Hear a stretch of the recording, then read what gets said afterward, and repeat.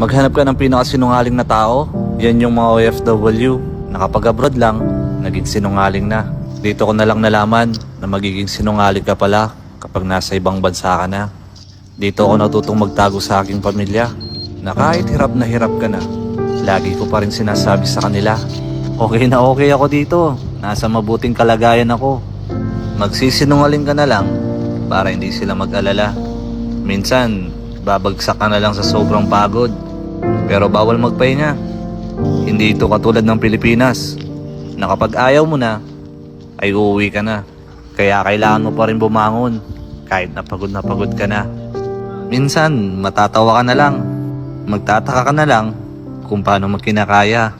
Madalas nga din pala naming itago na kapag mag-isa na lang kami, ay umiiyak kami. Gustong gusto na kasi namin diyang umuwi sa Pilipinas. Ang kaso wala pang ipon eh. Di pa pwedeng umuwi. Madalas nga din pala naming itago na madalas kaming nalilipasan ng gutom. Madalas, kape at biskwit lang ang almusal mo. Kailangan kasi magtipid.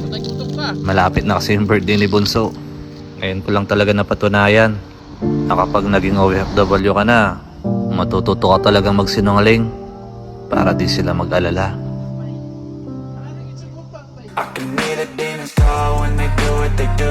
And now I feel like taking off, find a place with a view. The pain is never gonna stop if it's controlling you. I know that time can heal it all, I just gotta get through. I just gotta get through, I just gotta get through.